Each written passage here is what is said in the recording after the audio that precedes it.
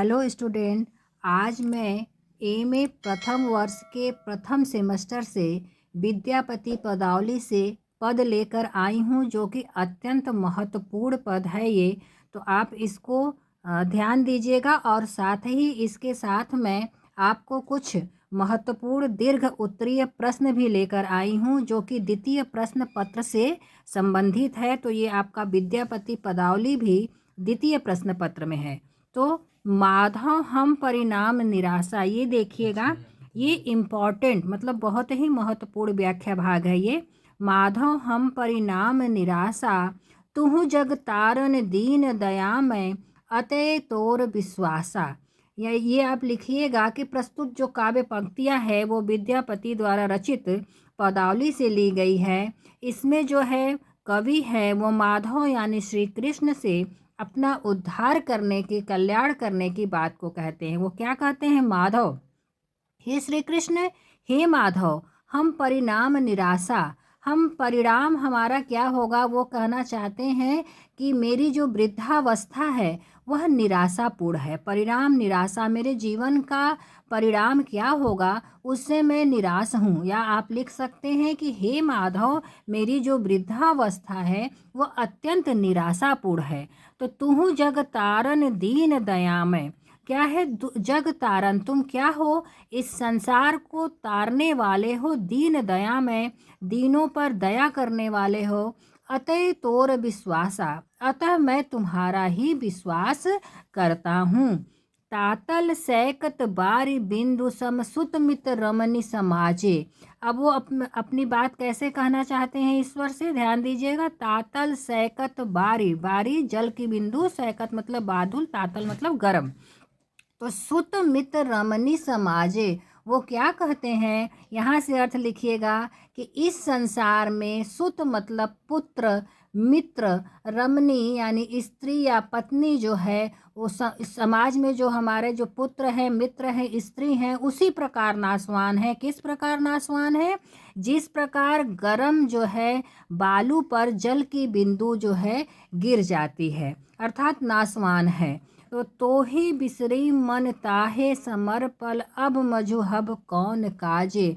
वो क्या कहते हैं कि तुम्हें भूलकर, हे ईश्वर, हे माधव, मैंने तुम्हें भूलकर अपना मन कहाँ लगा लिया? अपना मन जो है मैंने इन क्षण भंगुर यानी नाशवान समाज पर लगा लिया। तो अब मजुहब कौन काजे, अब मेरा कौन सा कार्य सिद्ध होगा? अर्थात कि अब मेरा कोई भी कार्य सिद्ध नहीं होगा। आध जन्म हम नींद गमावल, जरा शिशुकत दिन गेला, निधुवन रमनी रंभस रंग मातल, तोहे भजब कौन बेला। आगे क्या कहते हैं विद्यापति कि आधा जन्म, मैंने आधा जन्म तो नींद में ही गवा दिया। गमाओल जरा शिशुकत दिन गेला, और बुढ़ापा जो है मेरा जो है बुढ़ापा वो रोग में और बचपन मैंने खेल कर ही बिता दिया। निधुवन रमनी रंभस रंग मातल, तोहे भजब कौन बेला।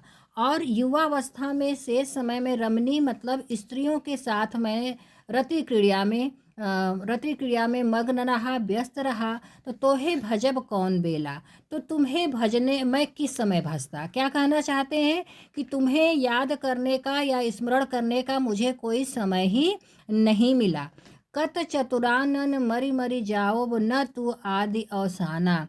आगे वो कहते हैं कि कत चतुरानन, कितने ही ब्रह्मा बार बार जो है जन्म लेंगे और लेके जो है इसमें समाप्त हो जाएंगे, लेकिन तू आदि अवसाना, तुम्हारा न तो आदि है और न ही अंत है। तो ही जन्मी पुन तोहे समावत, सागर लहरी समाना। वो कहते हैं कि तुम्हारा आदि और अंत नहीं है। तो तुम्हारा हे ईश्वर, तुम्हारा आदि और अंत नहीं है, अर्थात कि तुम अनादि और अनंत हो। तो ही जन्म तुम पुहि समावत, वो क्या कहते हैं? पुनः तोहे समावत। ये सृष्टियाँ जो हैं तुमसे ही उत्पन्न होती है। क्या कहना चाहते हैं कि जो इस संसार में जो भी जन्म होते हैं वो तुम्हारे द्वारा ही होते हैं और तुम्हारे तो ही समावत और तुम्हारे में ही समाहित हो जाते हैं। कैसे? सागर लहरी समाना, जिस प्रकार सागर की लहरें उठती हैं और सागर में ही समाहित हो जाती हैं। भनई विद्यापति शेष समन भय तू बिन गति नहीं आ रहा।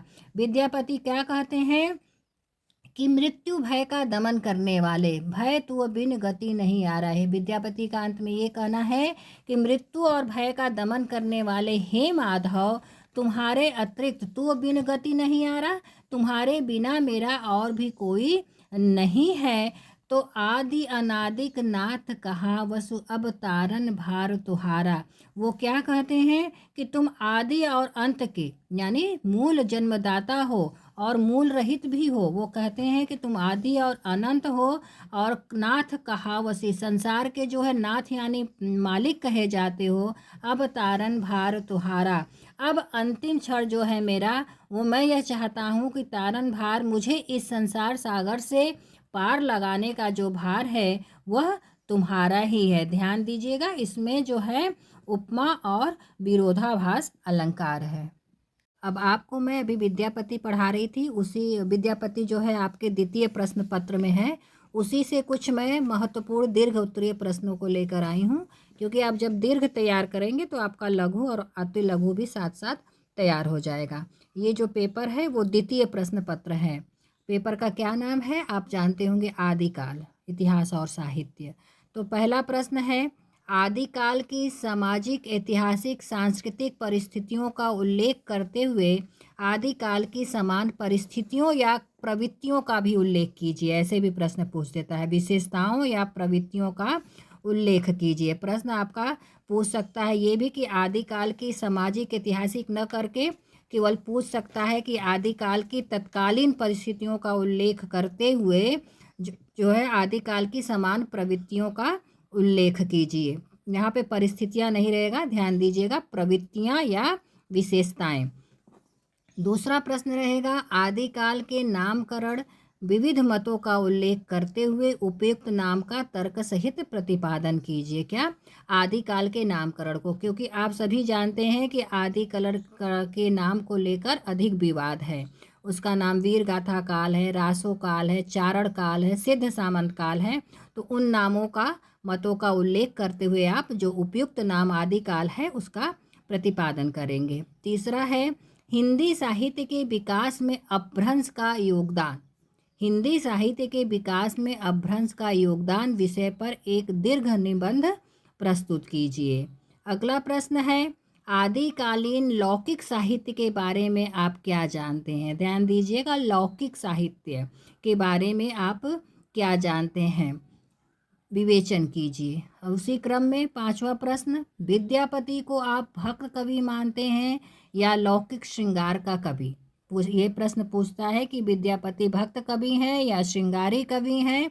तर्क सहित उत्तर दीजिए। इसी क्रम में प्रश्न है, सरहप्पा का साहित्यिक जीवन परिचय, अर्थात सरहप्पा का जो है संक्षिप्त जीवन परिचय व उनकी रचनाओं का उल्लेख कीजिए।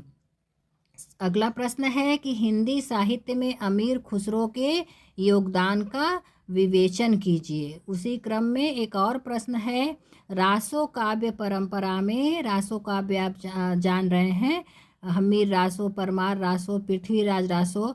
तो रासो काव्य परंपरा में पृथ्वीराज रासो का स्थान निरूपित यानी बताते हुए उसकी प्रामाणिकता की विवेचना कीजिए। ध्यान दीजिएगा, जो सबसे अधिक विवाद रहा है प्रामाणिकता को लेकर वो पृथ्वीराज रासो का रहा है और पृथ्वीराज रासो पर ही प्रश्न पूछता है। तो ये ध्यान दीजिएगा, पृथ्वीराज रासो का स्थान निरूपित करते हुए उसकी प्रामाणिकता को कि जो है आप विवेचना कीजिएगा। ये आपका द्वितीय प्रश्न पत्र है। आज के लिए इतना ही, धन्यवाद।